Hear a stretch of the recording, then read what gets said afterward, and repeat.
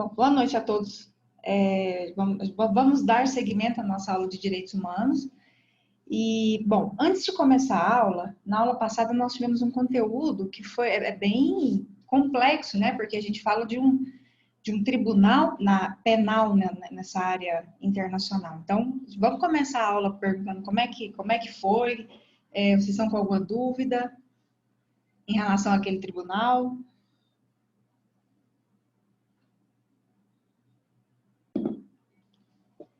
Foi tudo ok? Tá tudo certo? Tudo certinho. Certinho? Nenhuma dúvida?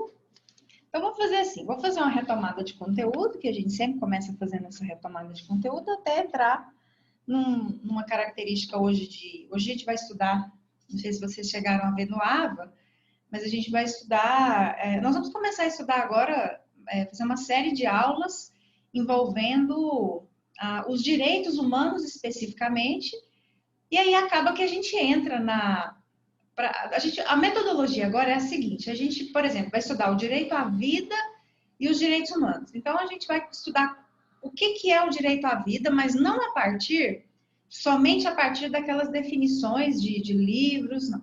A gente tem que compreender, quando a gente estuda direitos humanos, que os próprios conceitos, eles sofrem alterações a partir das decisões de tribunais que julgam casos de direitos humanos. Hoje a gente vai ver e vai estudar o direito à vida, mas eu poderia chegar aqui na aula de hoje, eu vou fazer a retomada de conteúdo já, mas só para explicar para vocês como que funciona dentro dos direitos humanos. Eu poderia chegar aqui na aula de hoje e falar sobre o direito à vida e falar o seguinte sobre o direito à vida. O direito à vida é aquele direito da pessoa estar viva e tendo uma vida com qualidade de vida. Então, o direito à vida não é só o direito de estar vivo. O direito à vida é o direito de estar vivo e essa pessoa tem que ter um mínimo de qualidade de vida para poder ter essa vida. Então, a gente tem um conceito aí de direito à vida. O que acontece? Quem muda esses conceitos? Quem vai mudar os conceitos e quem vai acabar transformando todos os direitos humanos, hoje especificamente nós vamos falar do direito à vida, são as decisões de ações em tribunais de direitos humanos. Então, hoje, por exemplo, quando eu apresentar alguns casos para vocês vão ver que segundo... Já respondo, tá, Isabela? Tá lá? Tem que estar lá. É porque tá no slide, dentro de referência. Talvez a gente tenha que ver onde que está sendo colocado.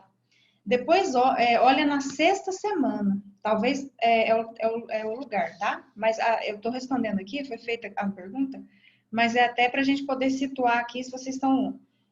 se eu estou colocando no lugar e vocês estão encontrando. Qualquer coisa a gente abre o AVA aqui para a gente ver direitinho onde é que essa matéria está, tá?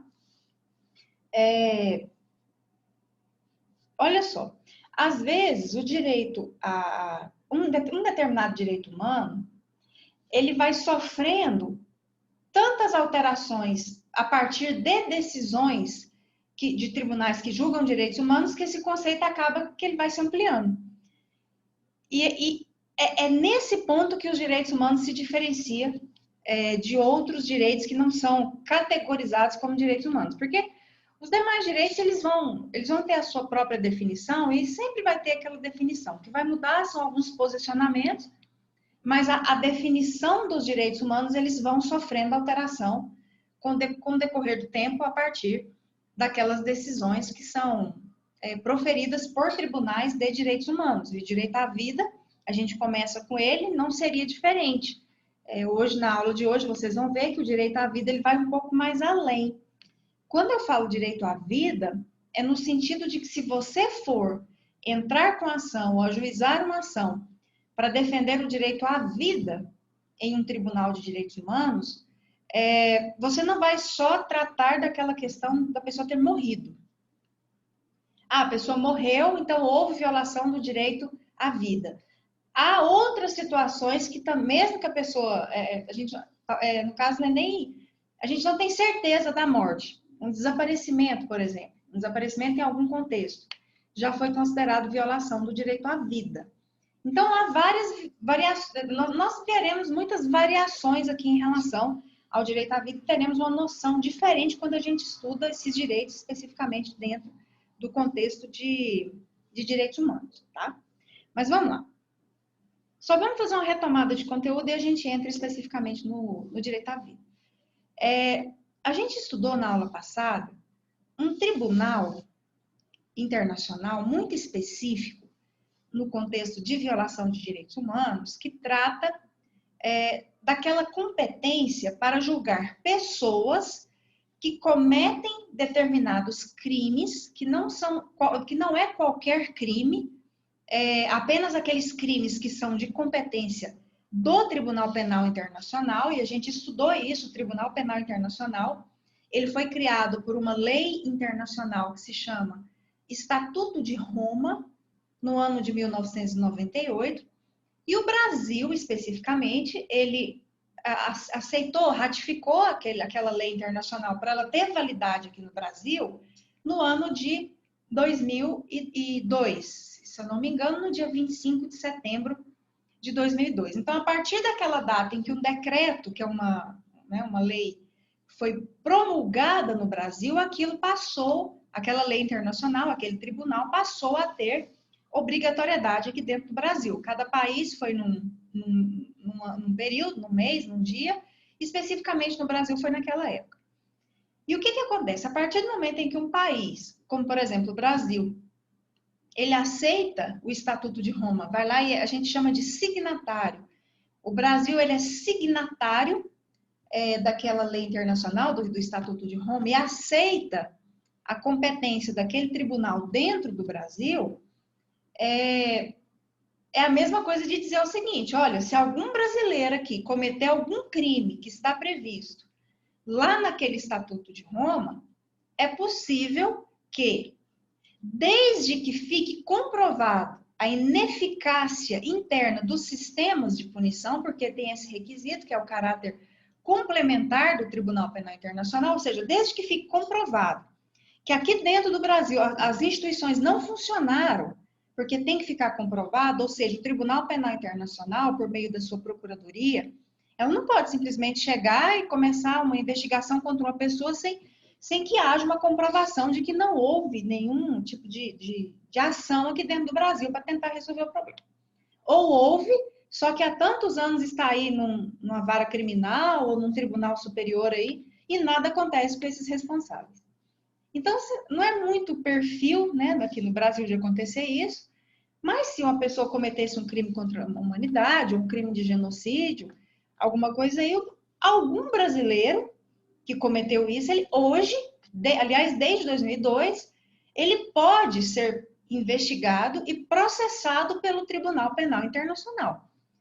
E aí, se a gente for parar para pensar na logística disso, começa-se uma investigação dentro da Procuradoria do Tribunal Penal Internacional, e aí, mediante apoio das polícias de determinados países, geralmente não da polícia do país onde a pessoa está, é possível que o juiz, por exemplo, ele determine até a prisão temporária, né, uma prisão provisória dessa pessoa que está sendo acusada, até que a sentença saia, dizendo qual que é a pena dessa pessoa. Não se admite a pena de morte, mas se admite a pena de caráter perpétuo, ou seja, no TPI é possível a pena perpétua. A pessoa ficar eterna, até é quase uma pena de morte, para pensar, porque a pessoa só não vai ser morta, né, por alguma ação, mas a pessoa vai ficar presa até morrer. Então, esse tipo de pena é admitido no Tribunal Penal Internacional. Aqui no Brasil, não. Aqui dentro, não. Mas lá, sim. E aí vem oficiais de justiça internacionais, ou juntamente com a Polícia Internacional, prender essa pessoa, por exemplo, aqui dentro do Brasil, que está cometendo esse crime, e leva para ficar preso provisoriamente dentro das celas do Tribunal Penal Internacional na cidade da Haia, da Holanda, até que o juiz que recebeu aquele processo julgue, né? Ou faça um interrogatório, tem todo um processo de audiência, muito parecido com o que existe aqui no Brasil. A pessoa pode ter um advogado, né? A defesa é garantida tanto no cenário nacional como internacional, e aí a pessoa vai ser sentenciada. Ela pode receber uma pena que a gente chama privativa de liberdade, ou seja, ficar presa em regime fechado mesmo, por até 30 anos, por exemplo, pode receber uma pena de caráter perpétuo, vai depender da gravidade o que o juiz entender que aquela pessoa merece ali dentro daquilo que ela cometeu, né? O que é mais adequado de acordo com a gravidade do crime que aquela pessoa cometeu. Tá. Então, nós estudamos que existe esse Tribunal Penal Internacional. Algumas questões aqui são muito interessantes, porque olha como que a força, às vezes a gente pensa assim, nossa, mas às vezes o cenário internacional ele não tem muita força. Parece que ele não tem muito instrumento para coagir alguém a fazer alguma coisa, parece que o internacional ele não tem aquela força que deveria ter. Mas se a gente parar para pensar, alguns têm sim. Olha só, duas questões muito interessantes que vão entrar diretamente na área de vocês em relação ao Tribunal Penal Internacional. A primeira é a seguinte, olha como que essa lei internacional vai se sobrepor ao nacional. Eu vou dar 2 exemplos para vocês agora. A nossa Constituição Federal, ela veda, ela proíbe. A nossa Constituição Federal é a lei maior do país. Ela proíbe que um brasileiro nato, por exemplo, um brasileiro, assim, não é natural, não, um brasileiro nato, nascido no Brasil, aqui brasileiro, seja extraditado, ou seja, seja enviado para outro país. A nossa Constituição, ela veda isso. E aí vem aquela dúvida, né? Mas espera aí, se a Constituição Federal veda que um brasileiro aqui nascido no Brasil seja extraditado para outro país, ou para qualquer outro lugar, para qualquer outra situação, como que é possível? Então, vamos supor que um brasileiro, ele foi investigado,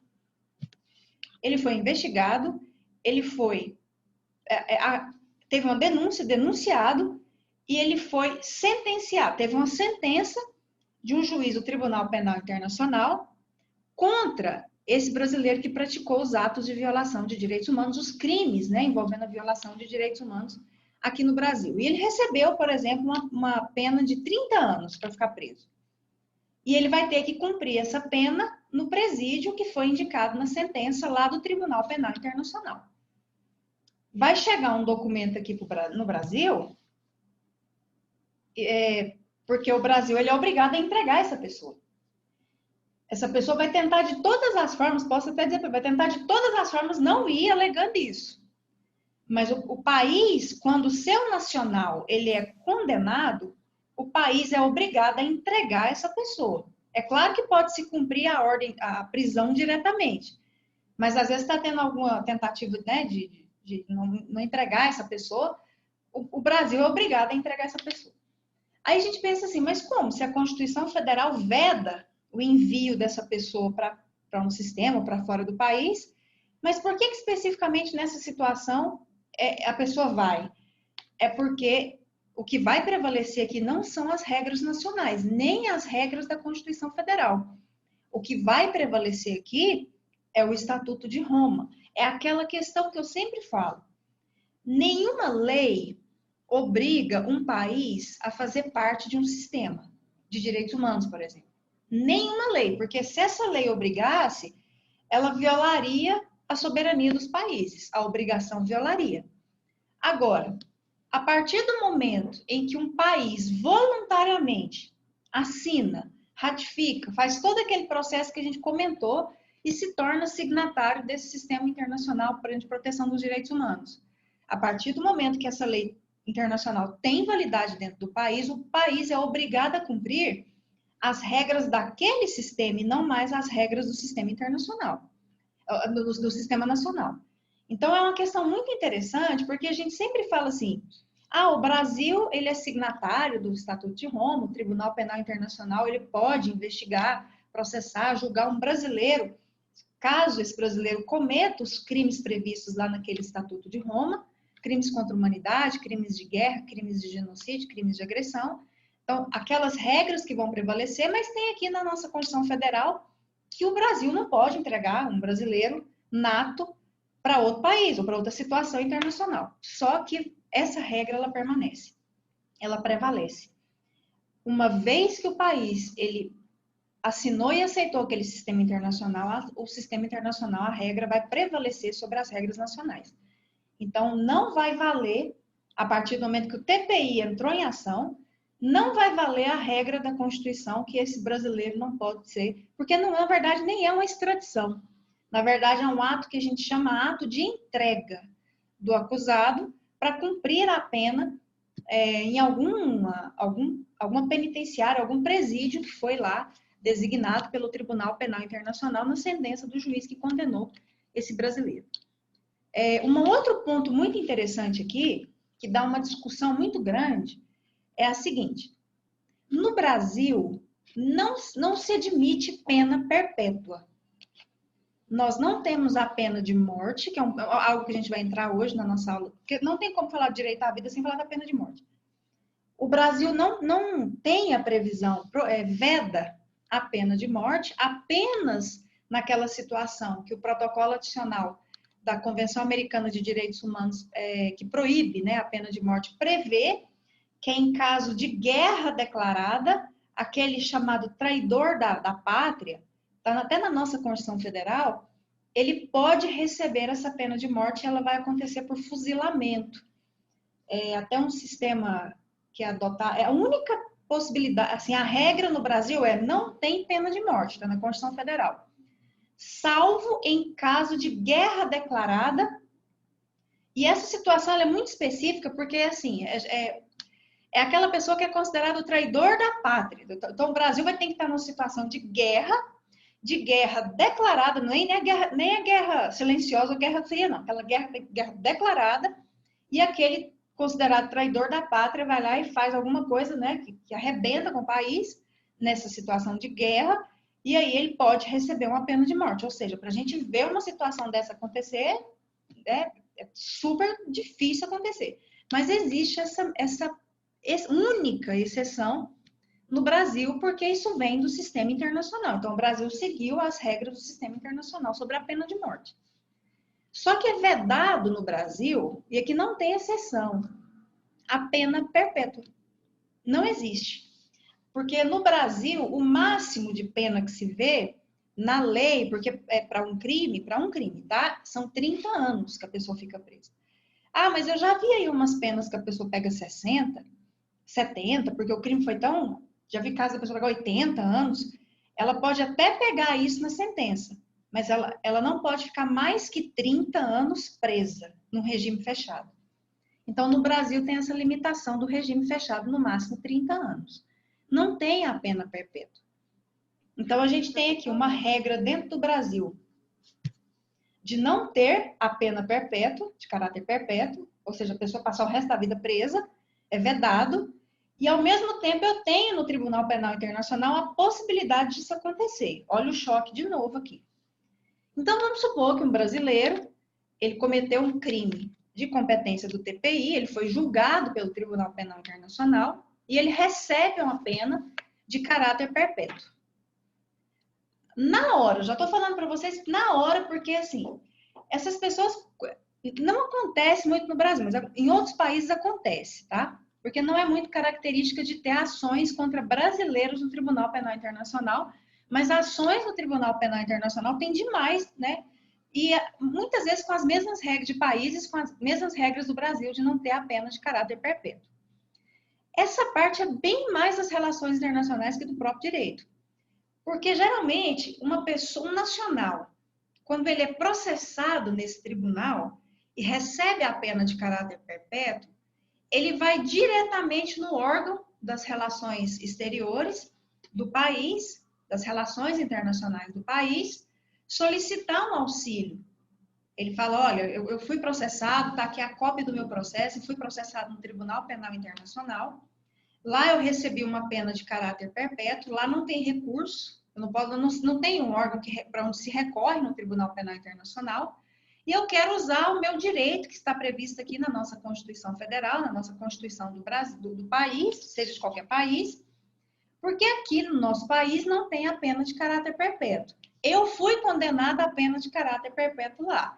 Então, eu queria usar as normas do nosso país. Aí, geralmente, essas pessoas pedem auxílio para os órgãos das relações exteriores internacionais do país para tentar, mediante aí relações internacionais, uma relação de um próprio diálogo entre o tribunal e o Estado soberano e os países, tentar resolver pelo menos para fazer o seguinte: olha, ele recebeu aí a pena de caráter perpétuo, isso é o chefe ali das relações, ou alguém que representa as relações internacionais do país, entra em contato e fala, né, por escrito primeiro, mas até pode ser conversado. Ele recebeu sim a pena de caráter perpétuo, mas ele é um nacional de um país que não tem a pena de prisão perpétua aqui. Então, eu gostaria que fosse aplicada a ele a pena máxima daqui, do nosso país, aí, no tribunal. Usa as nossas regras aí. Isso é feito toda vez que alguém é condenado a pena perpétua dentro do Tribunal Penal Internacional. E o país não tem pena perpétua, toda vez o representante das relações exteriores ou um porta-voz das relações internacionais daquele país entra em contato com esse tribunal ou com algum órgão internacional para tentar amenizar um pouco a situação e usar as regras nacionais. O que eu já adianto para vocês que acontece? Acontece que nunca vi, nenhum país ou órgão internacional, ou principalmente proteção de direitos humanos, abre mão das suas próprias regras. Então, eu nunca vi um Tribunal Penal Internacional ceder nesse sentido, de falar assim, não, então nós vamos fazer uma mudança aqui na sentença, ele não vai receber a pena perpétua, vai receber a pena máxima, fazer uma mudança. Nunca vi acontecer. Vi acontecer uma situação também de um pedido, que envolve também mais a área de vocês do que o próprio direito, de pessoas que são condenadas em tribunais de direitos humanos, ou alguns órgãos de direitos humanos, não condenados, recebem ações ali, e aí pede para cumprir a pena no país, para não cumprir a pena no presídio ou na penitenciária que foi indicada pelo Tribunal Penal Internacional.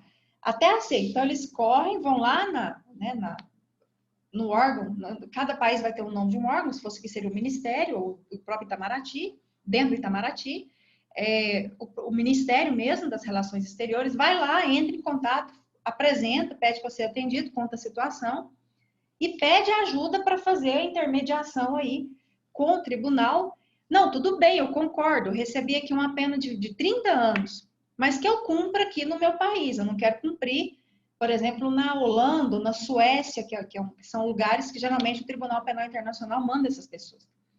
E aí entra lá o papel, mais de vocês do que nós do direito, de fazer essa intermediação aí dentro das relações internacionais, né? E por isso que vocês têm que ter esse conhecimento do direito também, de tentar convencer, né, a cumprir aqui no Brasil, ou se for em outro país, cumprir internamente. O país se compromete a encaminhar relatórios da conduta dessa pessoa. Tem todas umas tratativas aí, que é mais da área de vocês, mas eu vou ser sincera para vocês, eu também nunca vi, até hoje, pode ser que lá na frente a gente veja, nunca vi até hoje um tribunal, principalmente o Tribunal Penal Internacional, aceitar esses pedidos, até porque ele não é obrigado a aceitar. Gente, geralmente, quando acontece um problema entre um nacional em outro país, é muito difícil mesmo. Vocês, na área de vocês, vocês vão ver essa dificuldade, vocês historicamente já vão lembrar aí de algumas situações. Geralmente o país, a pessoa, vamos pegar um exemplo, aquele caso da Indonésia. Na Indonésia, a pena o tráfico de drogas é punido com pena de morte. É uma questão lá porque eles não aderiram à convenção internacional que proíbe a pena de morte, né? Nenhum país é obrigado a aderir a isso. Então, lá tem a pena de morte e tem a pena de morte para tráfico de drogas. Imaginando se esse negócio estivesse no Brasil. Pena de morte para tráfico de drogas. Mas, enfim. Aí vocês vão lembrar dos brasileiros que já foram, né? Situações brasileiras que foram condenados lá na Indonésia e receberam a pena de morte pelo tráfico de drogas e estava lá. Ficou preso lá e aguardando a execução.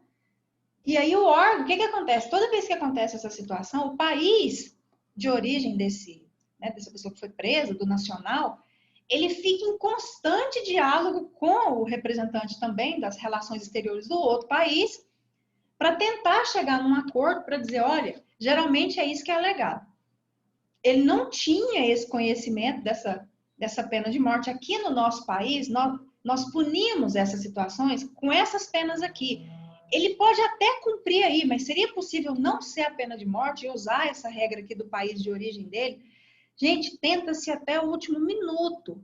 Se um dia vocês forem atuar na área das relações internacionais dentro dos órgãos de relações que representam o país nas relações internacionais, vocês vão ver muita resistência de algumas tratativas.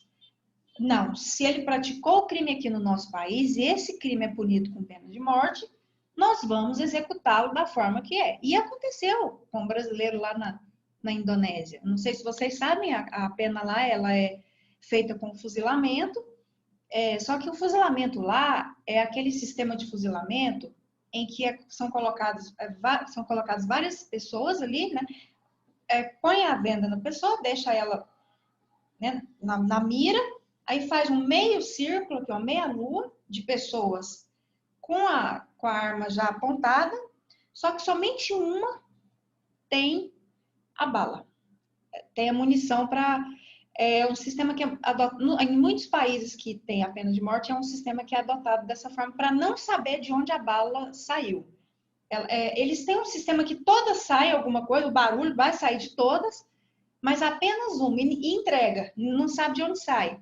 Então ficam ali algumas pessoas mirando, bem na mira mesmo, na mesma mira, e aí atira, né, o barulho sai de todas, eu não sei explicar nem o sistema da balística para acontecer isso, mas apenas uma tem, e para a própria pessoa que atirou, ela não sabe se foi ela, se foi ela que executou aquela pessoa. Então, é um sistema que alguns países adotaram para a pessoa que está executando uma pena de morte, não, por questões até com acompanhamento psicológico, para não carregar ali com ele. Não sei para entender, não é muito a minha área da psicologia, da psicanálise, enfim. Mas é de uma forma de que a pessoa não carregue, eu matei uma pessoa. Então fica ali, né, aí não sei o que é pior, né? A gente saber se matou a pessoa ou se a gente ficar na dúvida se matou uma pessoa. Mas enfim, acontece, como aconteceu com o brasileiro, na época até o último minuto, que eu me lembro, o órgão das relações exteriores tentou até o último minuto não executar aquele brasileiro lá na Indonésia, não adiantou nada, tentou e a execução aconteceu, não teve jeito. Enfim, essas são duas questões muito importantes que têm muito a ver com a área de vocês em relação ao Tribunal Penal Internacional. Então, a gente estuda, sim, a questão dos direitos humanos, estuda as regras do tribunal, os crimes de competência desse tribunal, mas a gente tem que sempre puxar dentro da matéria de direitos humanos, aquilo que a área de vocês vai se sobressair mais, vai se destacar mais.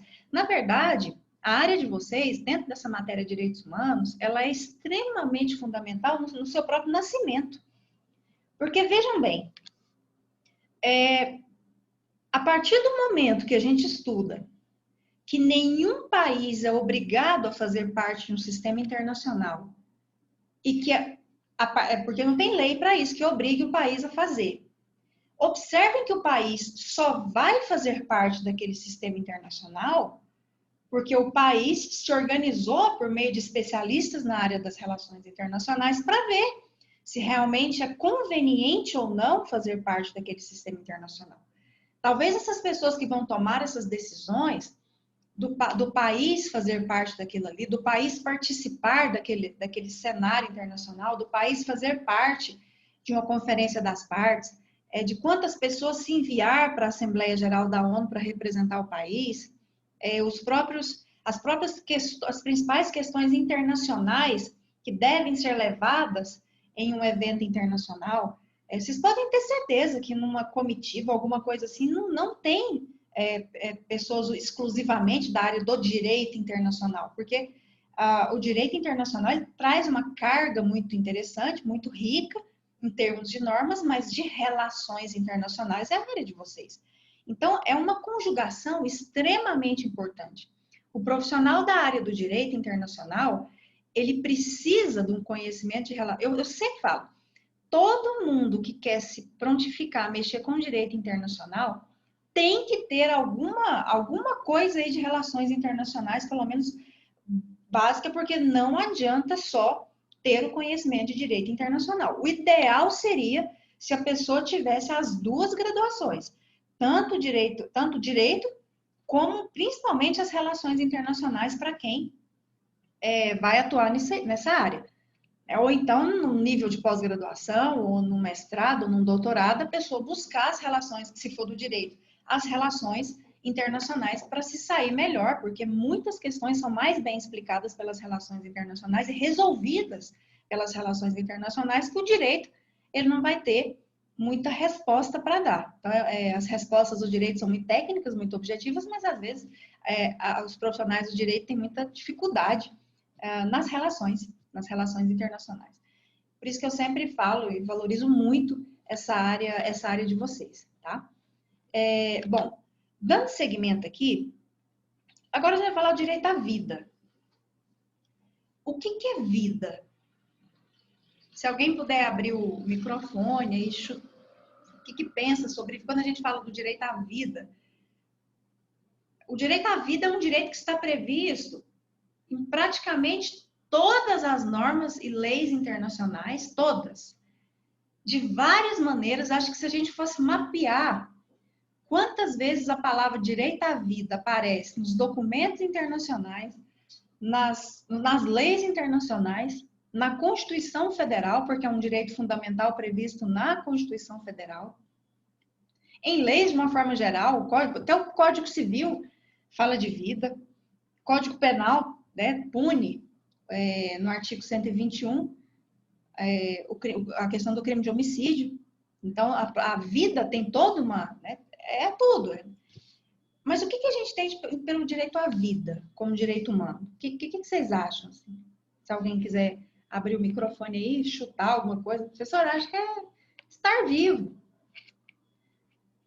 Ou direito além de estar vivo, mais alguma coisa. O que vocês acham que é direito à vida?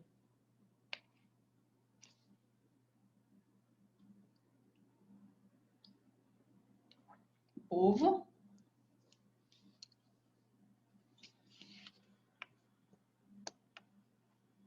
Vocês estão aí? Estar vivo com dignidade? Estar vivo. Dignidade, então, seria o direito à vida é o direito de estar vivo com vida digna. Também não adianta estar vivo sem dignidade. Isso. Seria isso. Se a pessoa não tem dignidade na vida, porque a gente pensa assim, a partir do momento que um direito é considerado direito humano, e esse direito ele está previsto em normas internacionais, e o país ele faz parte daquele sistema, isso significa dizer que o país pode ser responsabilizado caso haja violação do direito à vida. É esse ponto que eu estou querendo chegar com vocês. Então, a gente fala do direito à vida, mas agora nós estamos numa aula de direitos humanos, então a gente tem que fazer uma análise do direito à vida no contexto dos direitos humanos. O direito à vida ele está previsto na Declaração Universal dos Direitos Humanos. Então, vou falar os principais. Ele está previsto no Pacto dos Direitos Civis e Políticos de 1966, de Nova York. Eu acho que a gente já falou desses pactos aqui quando a gente estudou aquele caso dos irmãos Lagran e Avena, aquele caso Avena dos mexicanos, lá no Arizona, enfim. No Texas, né? No Arizona, depois no Texas. Sobre aquela convenção lá, que não foi comunicado para o consulado, aquelas questões.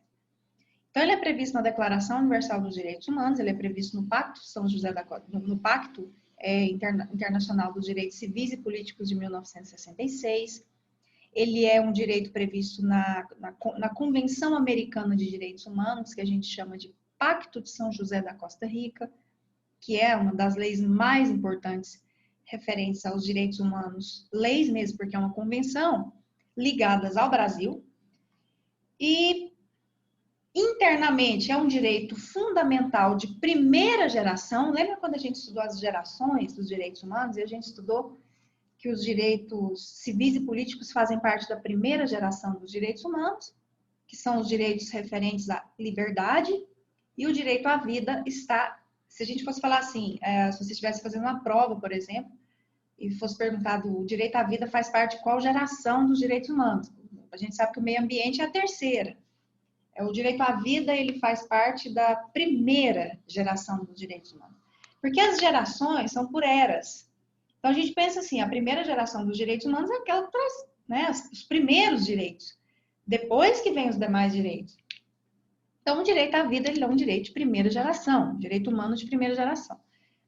Mas no cenário nacional, o direito à vida, ele está previsto em várias normas também. O direito à vida está previsto na nossa Constituição Federal, que todos têm direito à vida. Ele está previsto no Código Civil, né, até de quando começa a vida. Na questão penal também, quando se discute sobre o aborto, até quando é considerado, desde quando começa a ser considerado vida, tem todo, gente, o direito à vida, tem tantas discussões sobre o direito à vida. Na questão do direito civil, se um bebê, por exemplo, ele nasce morto, ele já nasceu, já estava morto, tem uma consequência.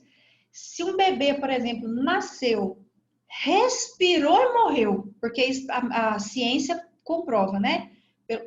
A gente não é muito da área, mas a gente assim, acompanha algumas coisas aí, que existe um teste que retira-se o pulmão de um bebê, coloca dentro de um estudo de Galeno, se eu não me engano, e porque se ele respirou, entrou ar, então geralmente ele boia. A gente olha os detalhes que a gente entra às vezes, porque se ele chegou a nascer e morreu depois, tem toda uma questão sucessória envolvida, de herança envolvida. São pequenos detalhes quando a gente fala sobre vida. Fala sobre vida na Previdência, fala sobre vida no direito internacional, nos direitos humanos, no penal, em tudo. Não tem como. É um direito que a gente está ali o tempo inteiro com ele, só vai mudar o lado que a gente está fazendo a análise desse direito. Aqui hoje nós estamos fazendo a análise dos direitos humanos. O direito à vida, como a Luana disse, sempre foi definido no cenário de direitos humanos como o direito de estar vivo e com qualidade de vida, que é a questão da dignidade da pessoa humana que ela colocou aqui. Essa dignidade da pessoa humana, ela está prevista no artigo 1º, inciso 3. Então, para vocês que alguns já devem saber, mas para quem não é da área do direito, deixa eu colocar aqui.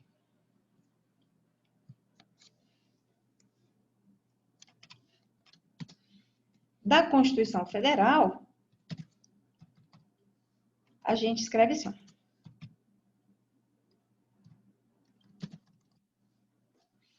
O artigo 1º, inciso 3. Quando você vê numa lei os romanos, número romanos, a gente chama de inciso, tá? Quando você vê ali 1º, 2º, 3º, aqui tem um desenhozinho, parece uma cobrinha assim, que é esse aqui, ó. Só para vocês verem qual que é. Esse aqui. Geralmente ele vem assim, ó. Esse símbolo aí, ele se chama parágrafo, tá? Geralmente vem parágrafo primeiro, essas... Parece uma cobrinha, assim, uma minhoquinha, é o parágrafo, e o que vem romanos, quando a gente pega um artigo para ler, uma lei para ler, a gente chama de inciso, tá? Isso é só mesmo para esclarecer, se vocês estiverem estudando alguma lei, os artigos, vem a palavra antes, o art, ou o artigo, até o 9º, a gente fala 9º, do 10 para frente, a gente fala 10, 11, 12, 13, acho que eu já falei isso para vocês. Se for em romanos, a gente chama de inciso. Se tiver esse símbolo, a gente chama de parágrafo. E se tiver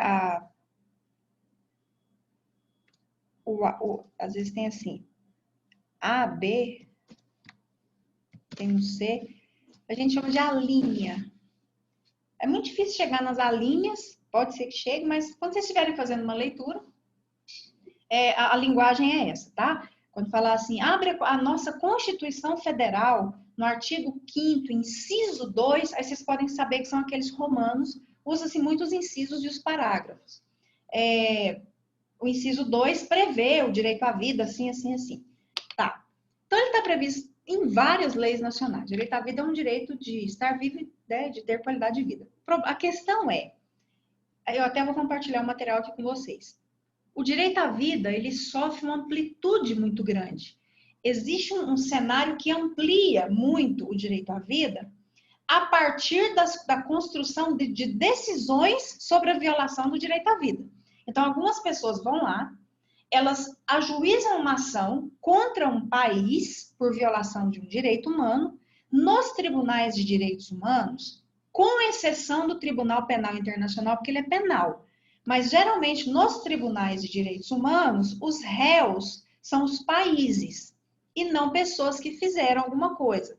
Então, por exemplo, suponhamos que uma pessoa ela foi presa aqui no Brasil, por exemplo, porque a maioria dos casos aqui hoje vai chegar nisso aí. Vamos supor que uma pessoa ela foi presa aqui no Brasil. E essa pessoa, ela ficou presa sem a defesa, ela não teve defesa, ela foi levada para tortura, ela fez uma confissão mediante tortura, e aí ela simplesmente apareceu morta. Ou então, naquele caso, no caso do Damião, acho que foi no caso do Damião Ximenes, não, nesse caso específico que eu falei para vocês. Aí o que acontece? A pessoa apareceu morta, ninguém sabe de nada, ninguém sabe de nada do que aconteceu. E aí fica por isso mesmo, né? A família quer saber o que aconteceu, pelo menos saber o que aconteceu. E não tem nenhuma resposta. O que acontece? Essa família vai lá, tenta resolver aqui no Brasil, procura órgãos, procura delegacia, procura Ministério Público, promotor, entra com a ação, mas não acontece nada. Aí essa pessoa fica indignada pela morte de alguém, isso pode ser dentro do presídio, pode ser fora, pode ser igual o caso da Damião Ximenes, que ele morreu lá dentro do lugar de tratamento psiquiátrico que ele estava fazendo lá no Ceará, simplesmente ele apareceu espancado dentro da clínica psiquiátrica. E aí essa pessoa vai lá e vai processar alguém num tribunal de direitos humanos. O processo é contra o país. Não é contra o dono da clínica onde o paciente morreu, não é contra o diretor do presídio, onde o presidiário ele morreu, ele é contra o país. Então, o país que é réu. Aí o país, se for condenado, ele é condenado a tomar providências em relação àquelas pessoas que fizeram aquilo e indenizar as famílias dessas vítimas. É assim que funciona no sistema de direitos humanos. Processa-se os países. Essa regra só não vai se aplicar para o Tribunal Penal Internacional, porque como são crimes cometidos, especificamente aqueles crimes do Estatuto de Roma, não é só um homicídio, por exemplo, aí o réu é a pessoa que cometeu aquele crime, tá? É a única exceção que a gente tem. Então, a gente tem, por exemplo, aqui um tribunal, uma Corte Interamericana de Direitos Humanos, que é onde o Brasil ele é processado por violação de direitos humanos, e geralmente quando se leva um caso desse, que geralmente é em caso de morte, as decisões desses tribunais de direitos humanos acabam ampliando o conceito daquele direito que é levado. Eles saem acrescentando algumas coisas e acaba que o conceito de direito à vida acaba mudando. Eu vou dar um exemplo aqui para vocês, porque acontece da seguinte forma, olha bem o que eu vou dizer aqui, isso aqui é uma matéria que a gente vai aprofundar mais no próximo semestre, que a gente vai entrar bem no funcionamento, né, desses sistemas internacionais de direitos humanos, mas acontece da seguinte forma, olha só, tem a ONU, que é a Organização das Nações Unidas, está aqui, a maior organismo internacional. Só que o único tribunal da ONU não é um tribunal de direitos humanos. Ele pode julgar situações de direitos humanos, mas ele não é um tribunal específico de direitos humanos. Se chama Corte Internacional de Justiça e é um tribunal que julga questões de direito internacional. Pode ser que julgue questões de direitos humanos, mas não é específico de direitos humanos. Mas existem tribunais específicos de direitos humanos? Vários, porque a ONU criou por continente. Então, ela pegou o continente americano e falou assim, eu vou criar o sistema interamericano de direitos humanos para pegar os países do continente americano. Estados Unidos não faz parte. Aí a ONU foi lá e criou. Então, agora vamos pegar um europeu. Então, ela criou a Corte Europeia de Direitos Humanos para julgar os países da União Europeia que cometem violações, né, que direitos humanos são violados dentro daqueles países. Vou pegar a África, continente africano. Vou criar, a ONU cria o Sistema Africano de Direitos Humanos cria o tribunal, a corte, para julgar países ali do continente africano onde as violações são ocorridas ali dentro daqueles países. Já tem 5 sistemas, né, que a ONU criou, que é o interamericano, que funciona, o europeu, que é o que mais funciona, o africano, que não sai do papel, o árabe, que foi mencionado há muito tempo lá atrás, mas nunca, nem no papel, parece que tem uma carta árabe aí, que eu fiquei sabendo. Mas ninguém nunca viu também. E o asiático, que esse, acho que nem no papel, não saiu da palavra, parece.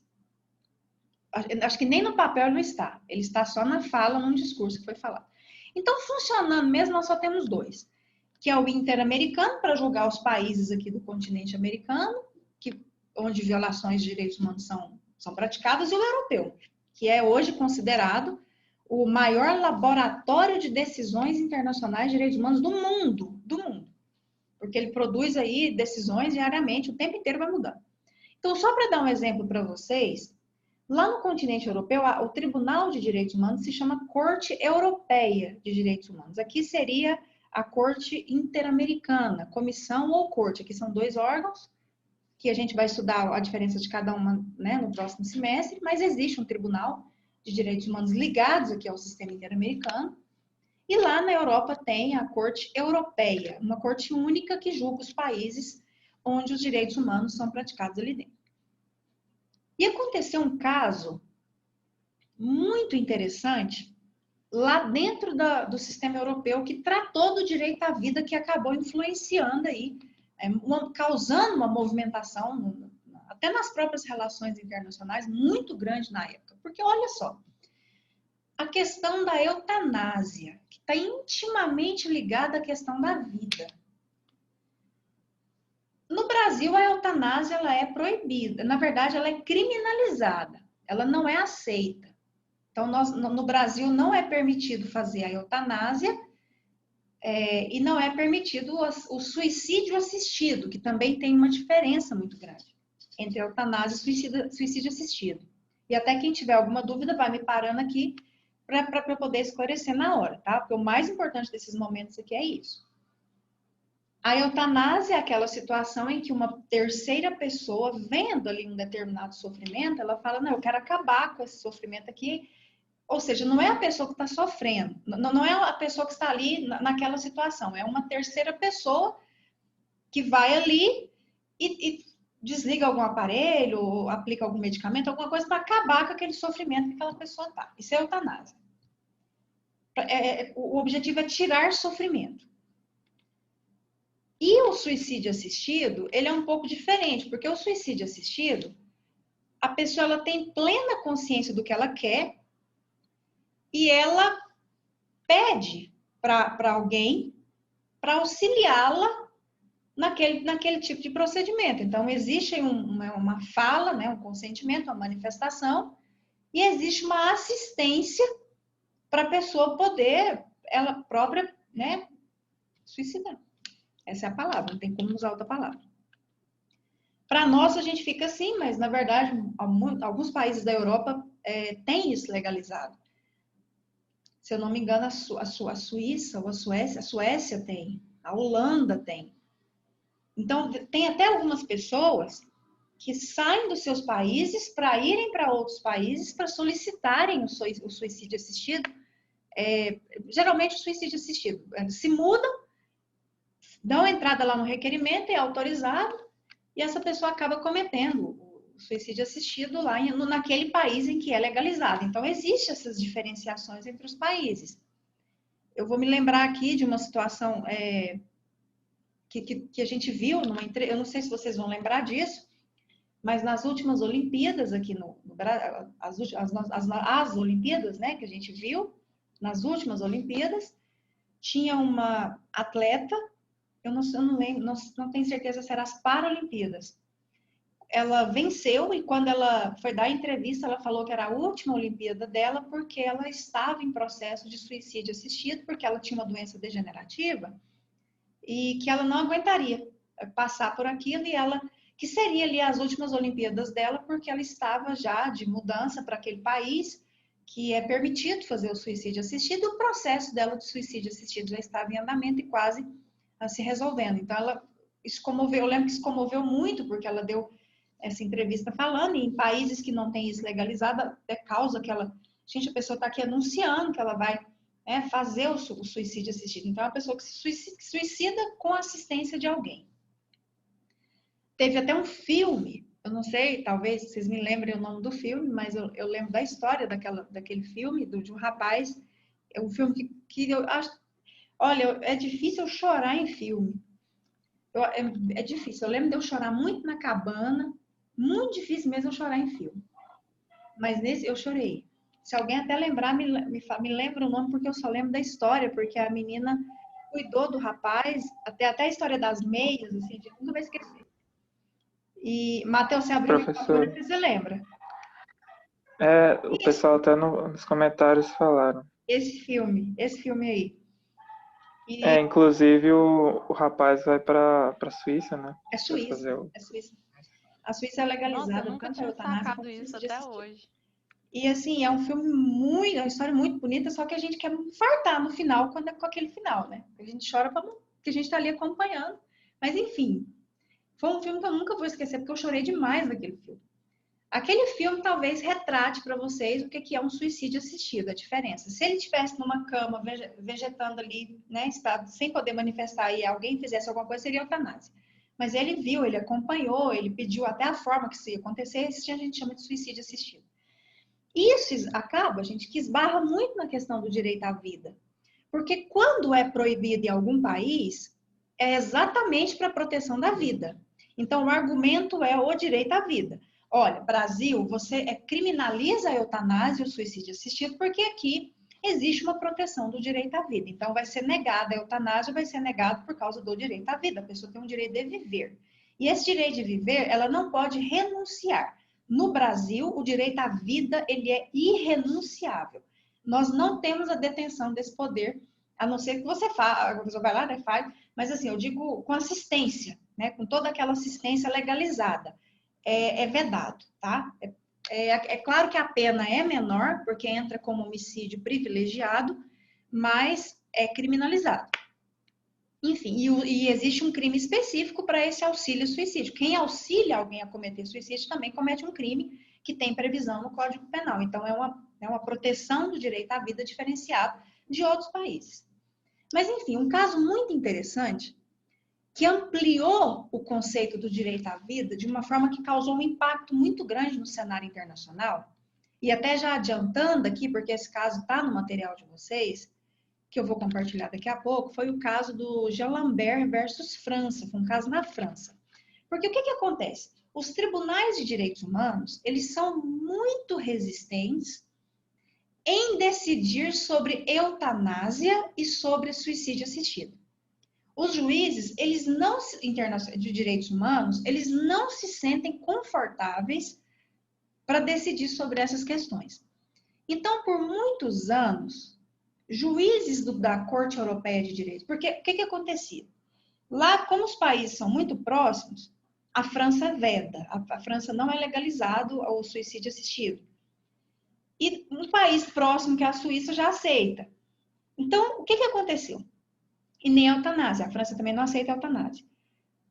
Teve um rapaz, um homem, que ele sofreu um acidente lá na França, e ele ficou completamente sem a paralisia total. Ele não conseguia expressar nada, nenhum tipo de reação. Quem cuidava dele no hospital era a esposa e um sobrinho dele. Não sei se é sobrinho ou primo, era alguma coisa assim. A família, os pais e a irmã, se eu não me engano, eles visitavam algumas, mas quem estava ali sempre mesmo era a esposa do senhor Lambert, Jean Lambert. E o que aconteceu? Depois de muitos anos, ele ficou muitos anos nessa situação.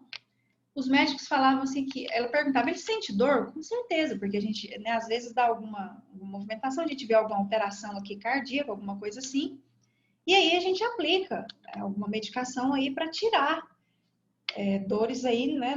Porque esse tempo todo também deitado nessa posição. Então, a esposa viu alguma coisa aí de sofrimento, né? Acompanhando e falava, gente, mas isso aqui não pode ser vida. Ela pensava assim, isso aqui não é vida. Não tem como ser vida. O que a esposa fez? Porque virou uma batalha terrível dentro da França. A esposa, ela entrou com uma ação, ajuizou uma ação para conseguir uma autorização judicial para praticar a eutanásia no marido dela. Depois de muitos anos que ele estava naquela situação e com documentos médicos que a possibilidade, a chance, mas a ciência, dizendo que seria praticamente nula. Só um milagre, que se acontecesse aí já era um campo espiritual mesmo, mas só um milagre que poderia fazer alguma coisa ali, mudar o cenário. E ela foi. Ela foi negado na primeira instância, foi negado na segunda, ela foi até para a Suprema Corte lá da França e foi negada. Eles vão negar, porque a Constituição deles garante, é muito parecido com a nossa, garante o direito à vida no sentido de não autorizar nunca, né? Não vai fazer um precedente desse nunca. Aí o que ela fez? Fora isso, ela enfrentou uma batalha terrível, porque os pais dele eram contra a eutanásia. Então, os pais processaram ela. Então, ela tentou a eutanásia em relação ao marido, os pais processaram ela porque estava tentando a eutanásia em relação ao filho deles. Olha a situação jurídica que o negócio ficou. Aí, o que aconteceu? Ela olhou e foi orientada pelos advogados. Olha, se você quer muito, existe, depois esgotou todas as situações internas, né? Porque é um dos requisitos de todo tribunal internacional, tem que tentar resolver ali internamente, não conseguiu. E aí ela foi atrás de um advogado de direitos humanos e ela foi orientada e ela sempre falava isso, até nas entrevistas, isso não é vida. O direito à vida não pode ser isso. Tem que ter alguma coisa aí a mais. Ela mesma começou a levantar esse movimento. E aí os advogados internacionais fizeram a ação dela e levaram para a Corte Europeia de Direitos Humanos, ou seja, um tribunal de direitos humanos. Então, tirou do âmbito nacional da França e jogou para um tribunal internacional de direitos humanos, porque na visão dela, o marido dela estava sofrendo uma violação do direito à vida. Ela alegou violação do direito à vida. Aquele sofrimento todo estava violando o direito à vida. A gente pensa assim, mas ela quer a morte dele e alega violação do direito à vida? Como que ficou isso dentro desse processo? E aí chegou na mão de um juiz lá do Tribunal de Direitos Humanos, esse juiz olhou para aquele processo e analisou a situação e ele transformou aquele pedido dele e deu e criou um conceito de direito à vida. Na verdade, ele ampliou. E eu lembro, eu até vi essa decisão. Esse juiz escreveu que o direito à vida é o direito, sim, da pessoa estar viva com dignidade, como foi falado aqui pela Luana, além de estar vivo com dignidade, com qualidade de vida, entra muita questão ambiental também, as pessoas que moram em locais que morrem até, né, por problemas de poluição, por exemplo, questão da qualidade de vida, ou adoecem com isso. Mas além do direito de estar vivo, além do direito à qualidade de vida digna, não tem dignidade nessa vida, o direito à vida também, gente, nunca, a Corte Europeia, nunca, o que ela fazia? Como eu estava falando para vocês, todos os juízes de direitos humanos, eles sempre evitaram de julgar essas questões. Qual que era a decisão? Porque muitos processos chegavam lá. Os juízes iam e diziam o seguinte, nós não vamos entrar nessa questão. O país tem mais condições de avaliar isso do que nós. Isso, no cenário de direitos humanos, se chama... Vou até colocar aqui para vocês essa teoria, tá? Tem gente que pesquisa muito sobre essa teoria. Eu sempre deixo aqui uns tópicos para vocês pesquisarem. Teoria da margem nacional de apreciação. O Tribunal Europeu de Direitos Humanos usa muito essa teoria. A margem nacional de apreciação é uma margem. O tribunal pensa assim, não, eu tenho que dar uma margem aqui para os países decidirem. Tem alguns assuntos que nós não vamos entrar. Chama margem nacional de apreciação. É uma margem. Então, chega lá um caso alegando a violação, Aí eles pensam assim, não, tem situações que o país tem uma margem ali para poder decidir o que é melhor naquele campo. Nessas questões muito polêmicas, os juízes de direitos humanos eles não gostam muito de entrar, não. Aborto, pena de morte, o caso da eutanásia, por exemplo, eles preferem deixar para os países resolverem. Só que do nada, simplesmente, se eu não me engano, no ano de 2014, não é assim, num passado muito distante, me sai uma decisão do Tribunal de Direitos Humanos, nesse caso do Lambert. Pela primeira vez, um Tribunal de Direitos Humanos julgou, decidiu se um país tinha ou não que autorizar aquilo ali. Alguém teve aí eu vou assumir essa responsabilidade, porque o negócio saiu no cenário internacional inteiro. E esse juiz foi lá e colocou o seguinte: o direito à vida compreende o direito de estar vivo, o direito a ter qualidade de vida, vida digna e o direito a uma morte digna. Ninguém nunca tinha falado desse conceito antes. Um direito à morte digna. A dignidade, ela não é só na vida.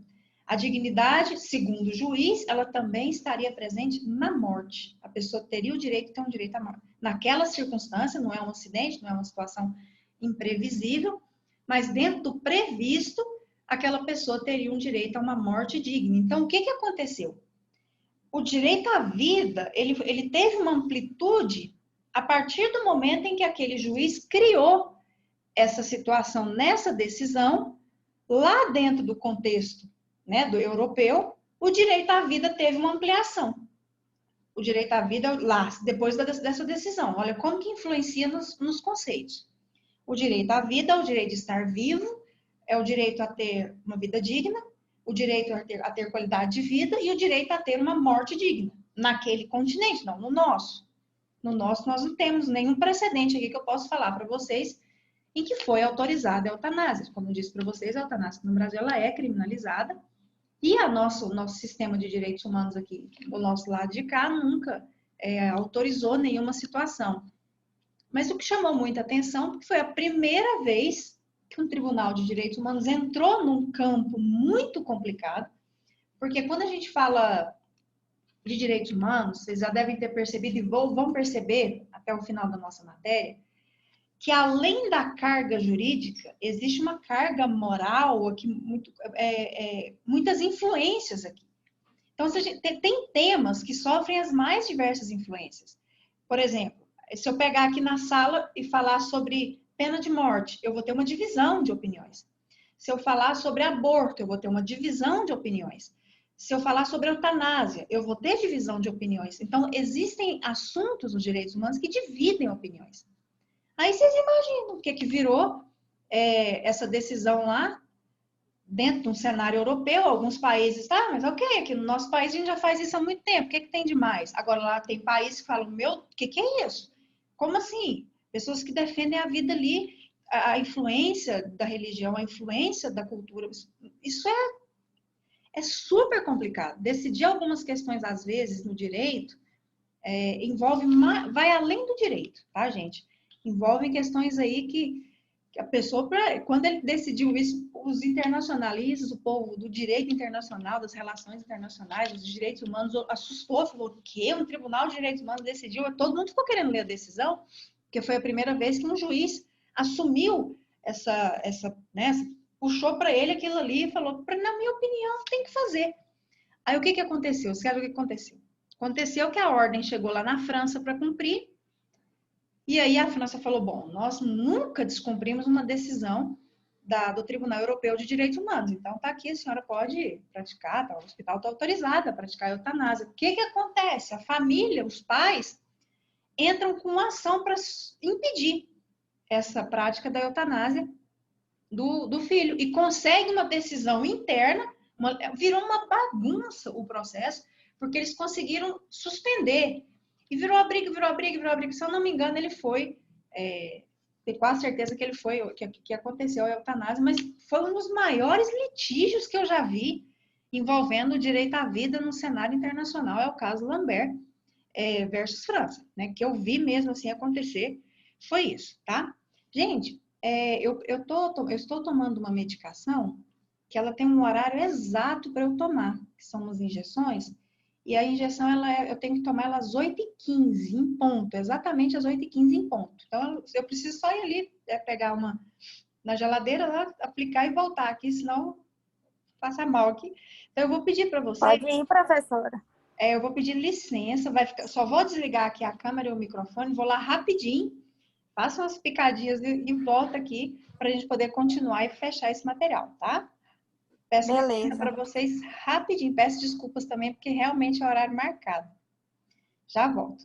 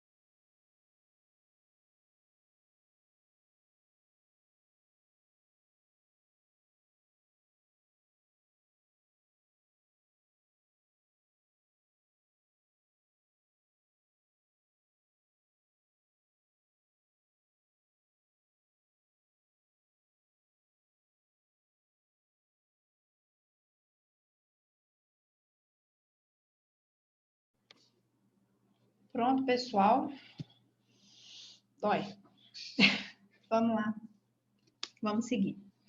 Bom, então eu queria que, a partir, né, a gente já são 8h18, eu queria compartilhar um material com vocês. Deixa eu pegar aqui. É para a gente já ver algumas questões.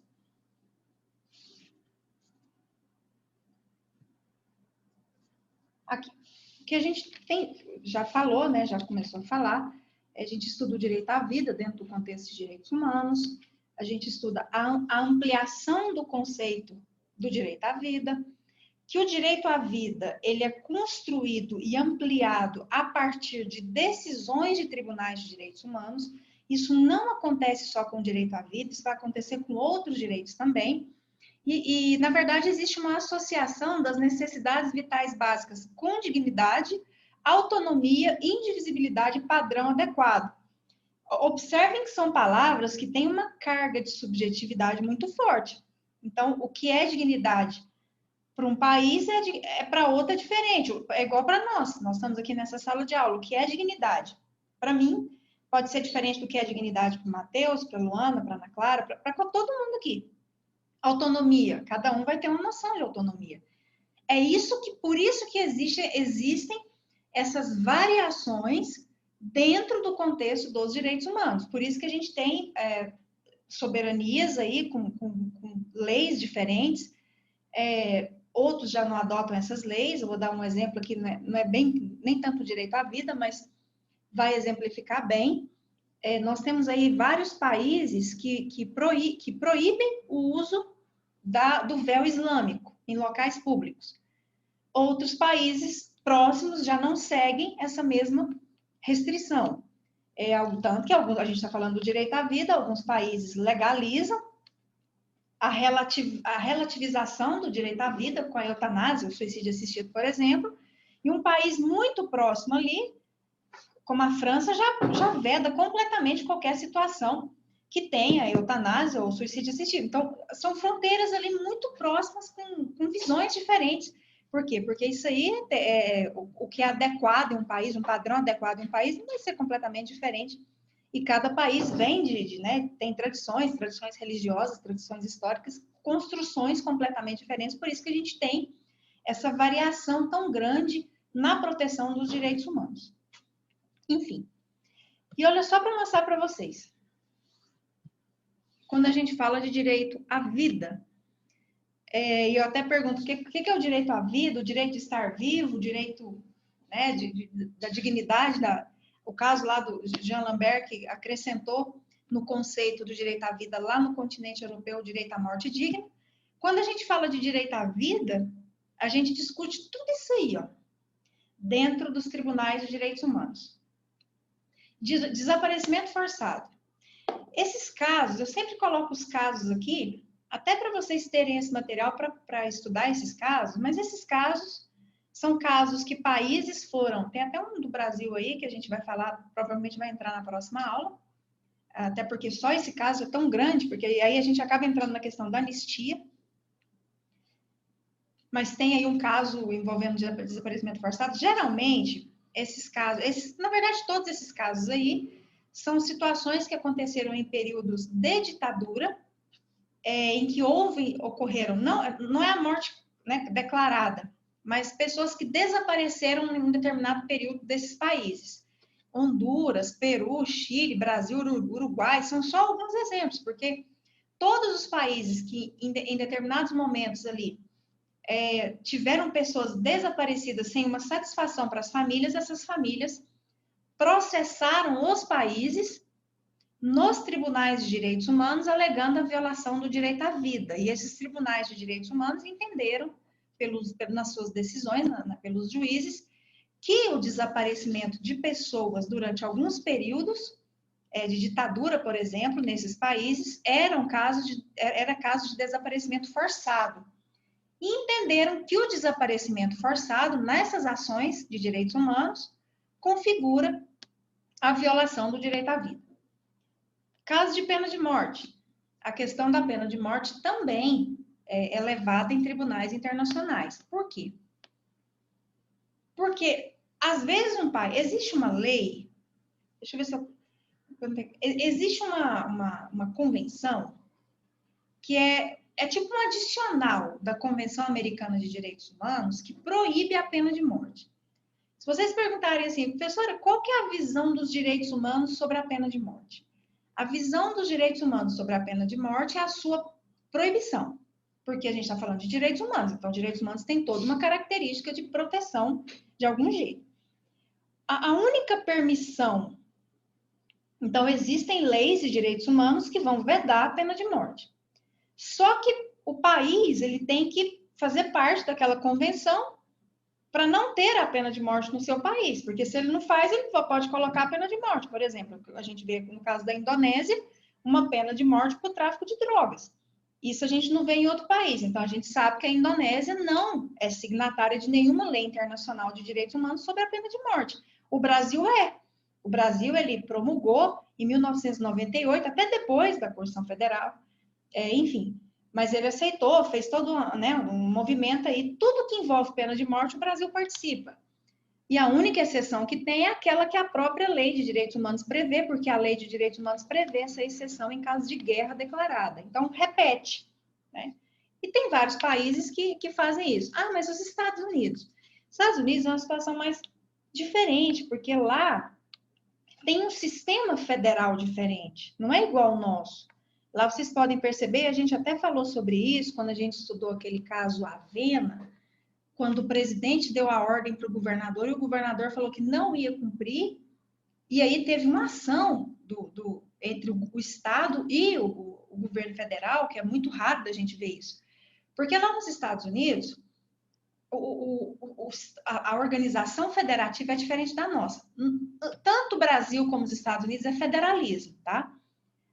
Mas é porque existem vários tipos de federalismo. Aqui no Brasil, o federalismo é aquele federalismo que a gente chama de federalismo centrífugo, em que o poder sai do governo central para os estados. Então, existe aí uma relação de hierarquia, o poder parte do governo central e é distribuído para os estados.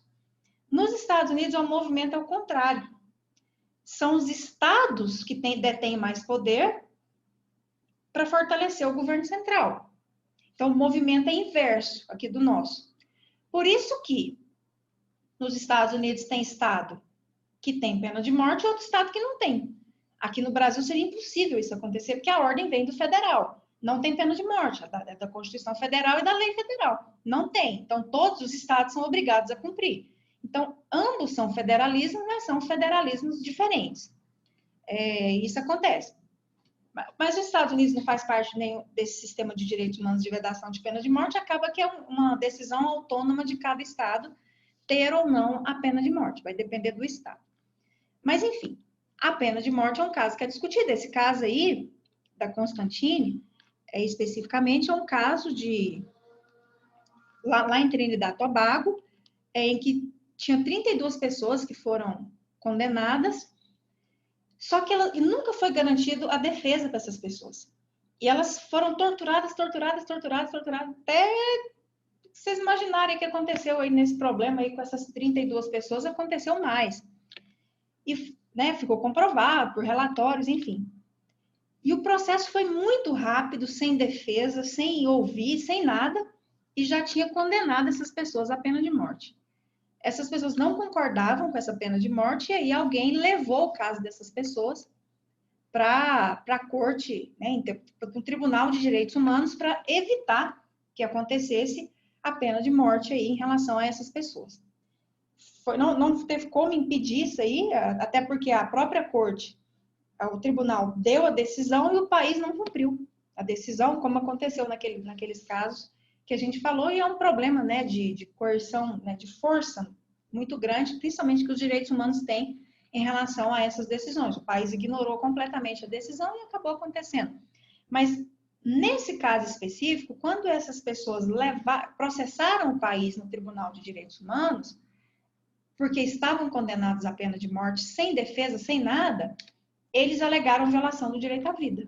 Então, o direito à vida está previsto no artigo 4º, essa CADH significa Convenção Americana de Direitos Humanos, tá?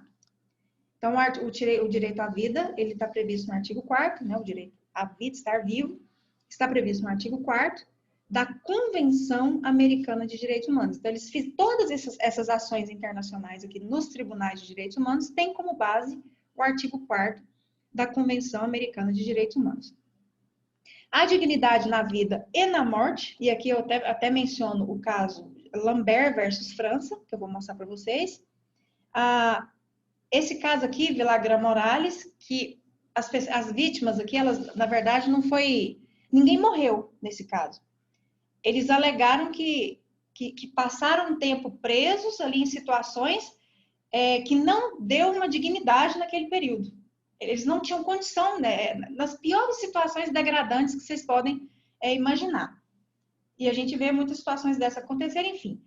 E aí eles processaram a Guatemala por estarem inseridos num contexto não de estar morto, mas praticamente morto porque não tinha condição, né, mínima de direito nenhum de viver naquelas condições, né? A gente chama isso de tratamentos desumanos e degradantes dentro dos direitos humanos. Teve também ações, no caso Loiasa, em que se pediu uma indenização por destruições de projeto de vida.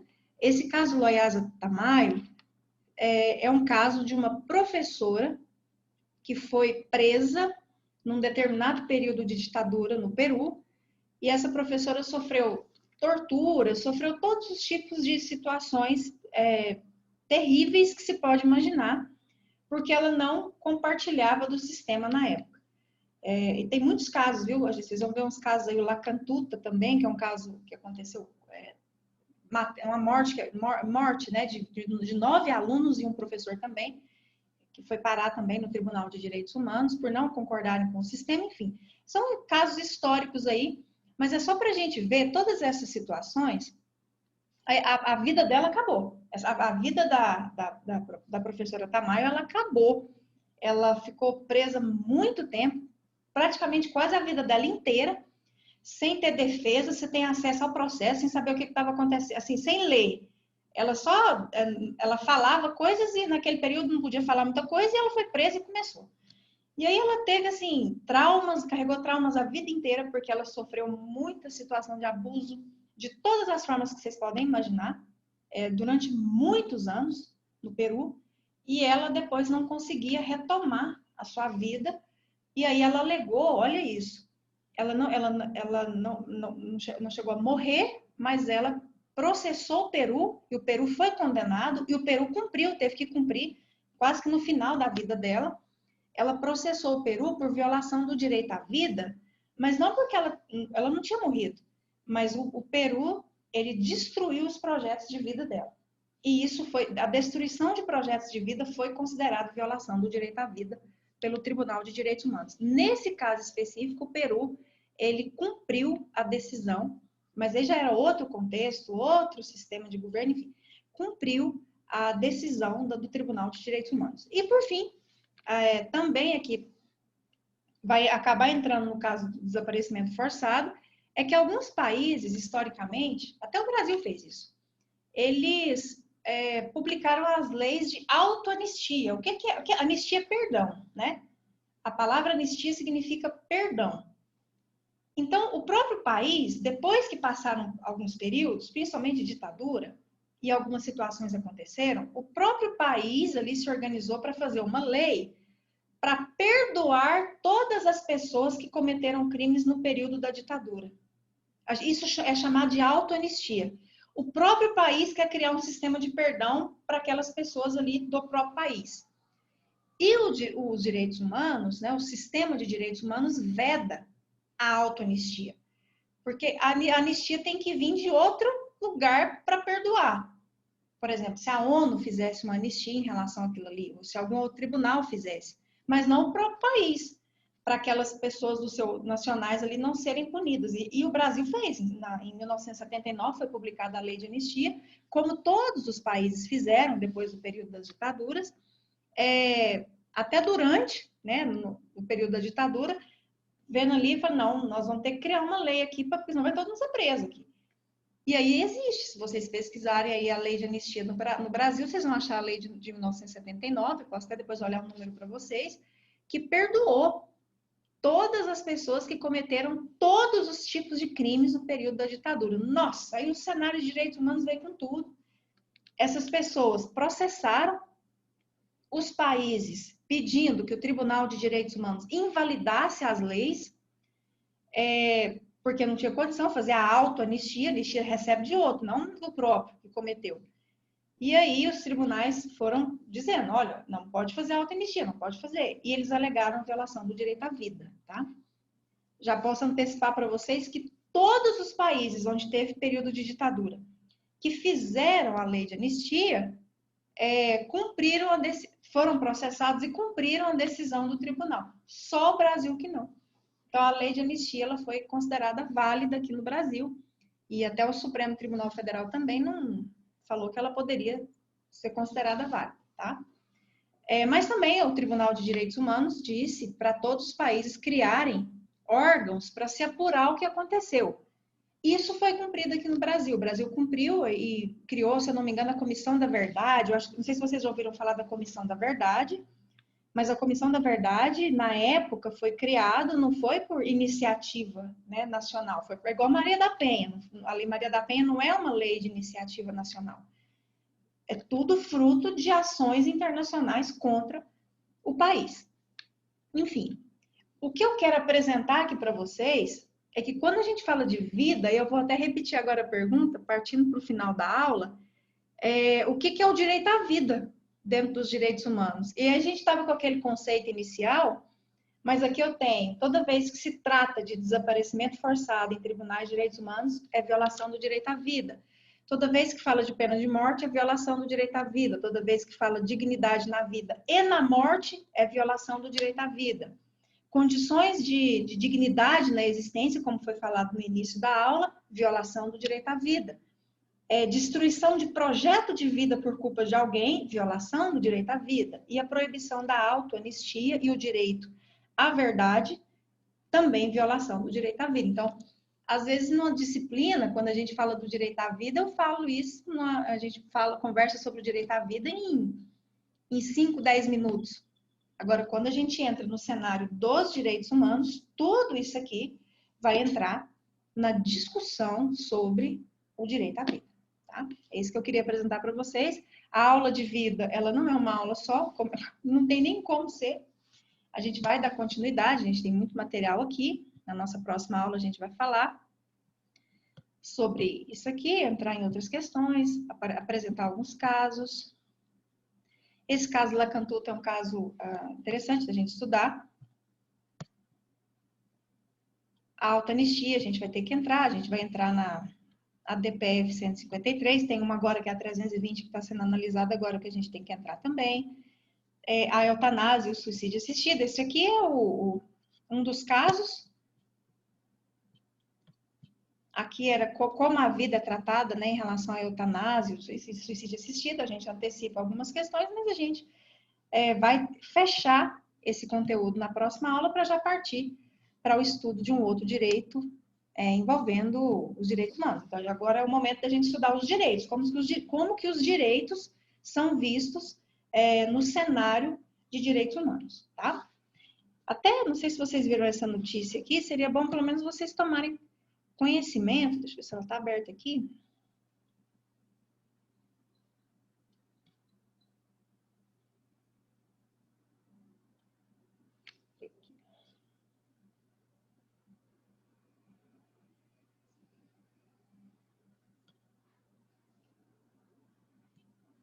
Não sei se vocês viram, foi do dia 17.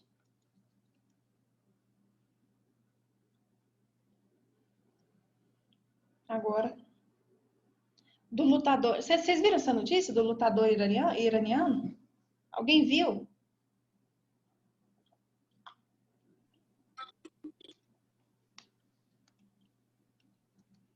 Depois só olhem a notícia, tá? Só para vocês ir tomando conhecimento de algumas situações aí no cenário internacional envolvendo a nossa matéria. Esse lutador iraniano de 27 anos, que tinha ganhado várias competições, ele foi executado recentemente. Ele foi condenado por um crime contra um funcionário do governo. Mas aí surgiu alguma coisa aí, uma prova, depois disso, que parece que a confissão foi obtida sob tortura. E aqui tem a imagem dele. É só para apresentar para vocês o caso. Aí vocês tirem suas... Sempre que tem pena de morte, vai ter as manifestações. Pena de morte, a comoção. Pena de morte, aborto, a eutanásia. Tudo que é polêmico vai dividir opiniões, não tem jeito. Então, a gente apresenta os temas, apresenta a situação, cada um mantém a sua opinião. Claro, a intenção aqui é apresentar o caso para vocês até conhecerem, se forem perguntados, todo mundo que é da área internacional, não sei se já está acontecendo com vocês, mas tudo que acontece no cenário internacional, alguém sempre manda, e aí, o que você está achando daquela questão lá do internacional? Meu WhatsApp nem é tanto, né, do direito internacional, mas às vezes chega tanta coisa para mim, o que você está achando das eleições nos Estados Unidos, a briga, não sei do que. Então, as pessoas vão ter vocês sempre como referência para alguns assuntos.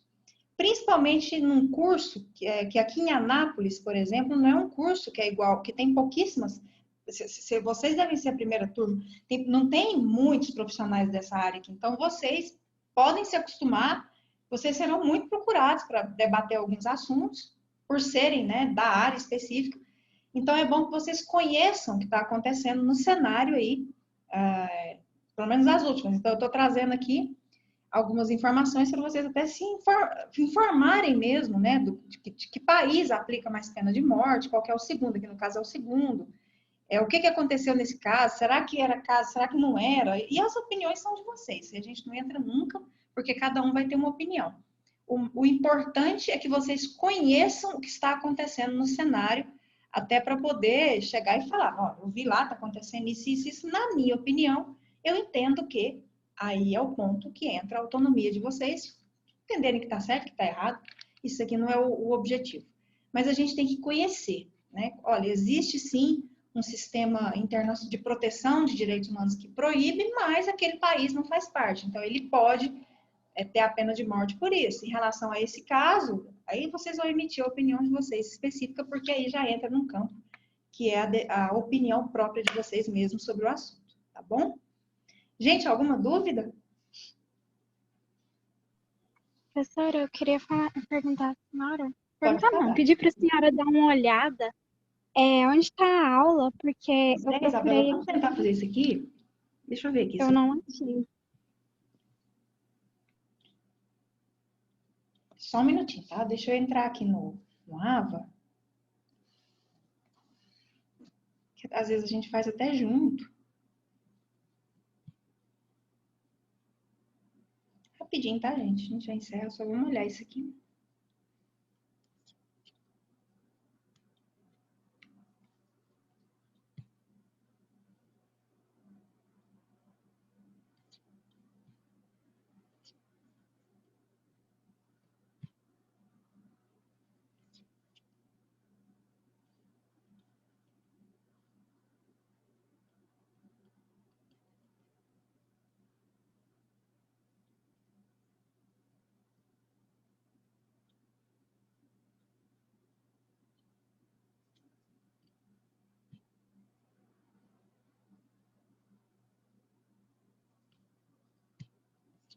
Isabela é a da aula passada, né? Isso. Rapidinho. Estou olhando aqui.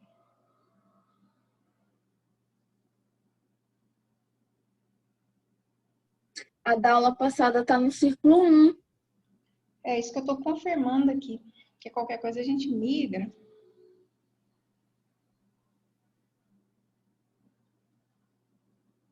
Rapidinho. É isso mesmo. É porque eu acabei seguindo o pós-prova. Deixa eu compartilhar aqui. Aí para você ver melhor, tá, Isabela?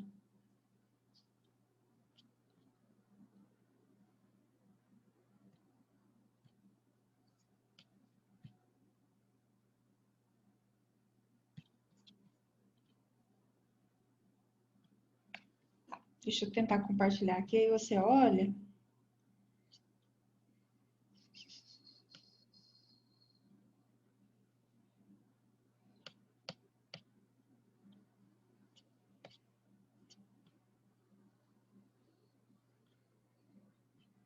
Aqui, ó. A da aula passada, ela vai estar dentro do ciclo 1, na 7ª semana. É. Ok? Mas é porque quando eu aperto, tipo assim, tem o pós-aula, né? O pré-aula, isso Aham. caso, pós-aula síncrona e questões avaliativas. Isso. Aí seria em aula síncrona, mas Não, tá não. aparecendo. Não, a aula síncrona aqui, eu vou colocar o link da aula passada. Você quer a gravação ou o material? Isso, a gravação. Ah, tá. Não, eu vou colocar. Eu achei que era sim. material. Pode ficar tranquilo. Eu vou colocar aqui. É a Tá? gravação. Ela vai aparecer aqui, a da aula passada. Ah, sim. Tá bom? Eu entendi. Eu achei que era material. Mas pode deixar Era a aqui. gravação. Porque a gente vai gravando e vai atualizando. Mas vai aparecer, entendi. Vai Obrigada. aparecer lá, tá? Ah, eu que agradeço. Gente, qualquer coisa é só falar comigo, a gente organiza aqui, tá bom? Gente, muito obrigada pela aula, pela presença de vocês. Tá? E aí a gente continua na próxima aula, o estudo sobre direito à vida. Qualquer dúvida que vocês tiverem, é só falar comigo. E é isso. Uma excelente semana para todo mundo. Você também. Boa noite. Semana. Obrigado. Obrigada pela aula. Ana, A senhora também. A aula foi muito boa, professora. vocês que vocês que fazem a aula, acabou. Obrigada, viu? Um abraço.